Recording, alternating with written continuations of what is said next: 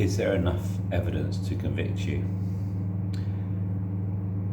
In the book of Acts in the Bible, in Acts chapter 24, there's an interesting little phrase that's spoken by a lawyer.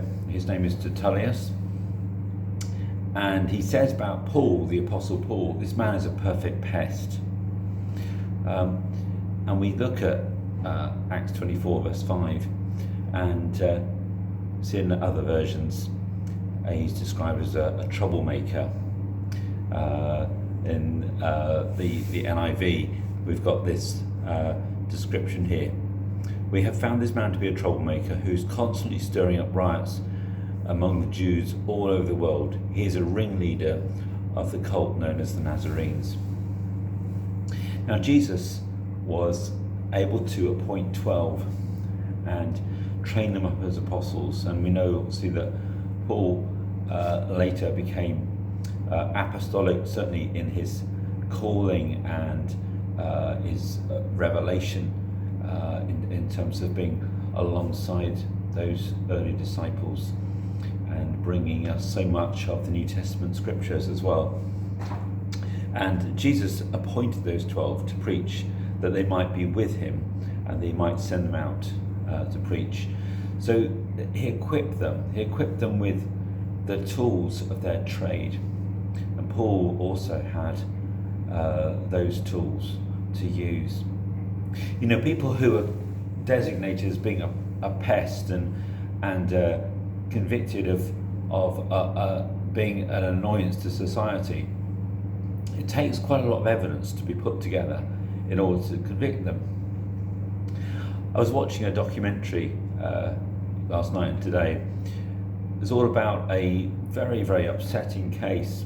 A man who had, over a period of about 30 years, been very, we would say, sort of bitter and twisted in terms of his relationship to the people that apparently he loved, and then it became very, very negative. He became a stalker and very, very intimidating and controlling. And it took a lot of evidence to finally someone to stand up and bring all this evidence of stalking to court, and for the trial to pursue, and then finally to bring a conviction.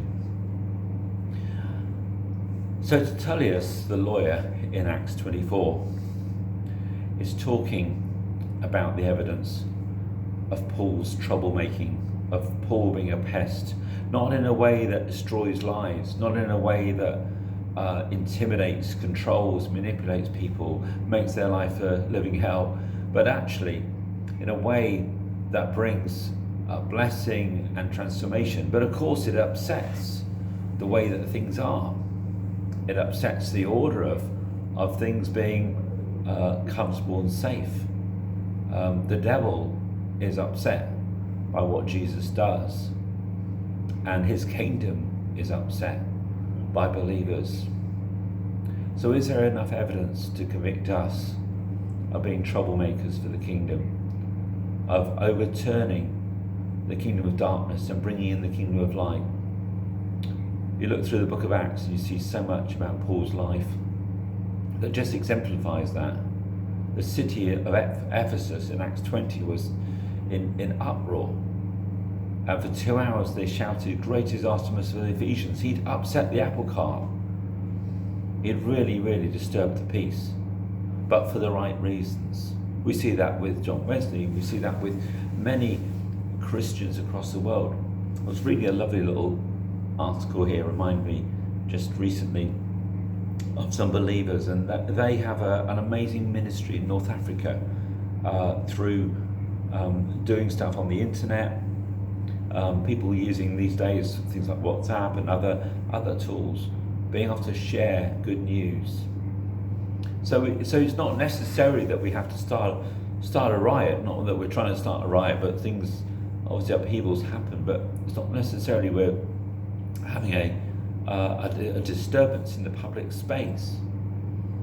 But we can be upsetting the apple cart of the kingdom of darkness and the devil's work by just being light in our situation, by broadcasting stuff through the internet, by reaching out to people on social media, by doing all sorts of things that would be means and ways to share the gospel with people.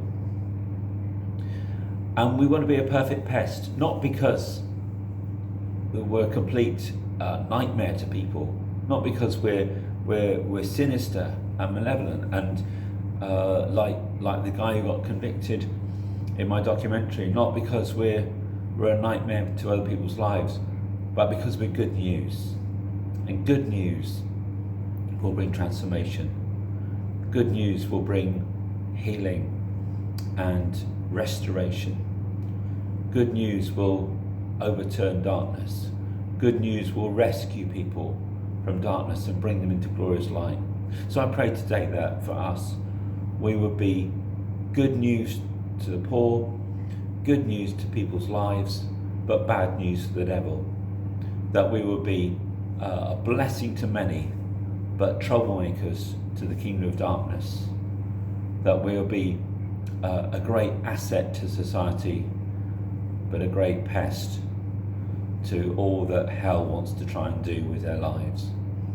So may that be true for you and me. And I pray there'll be enough evidence to convict us of being troublemakers for the kingdom of God and for Jesus.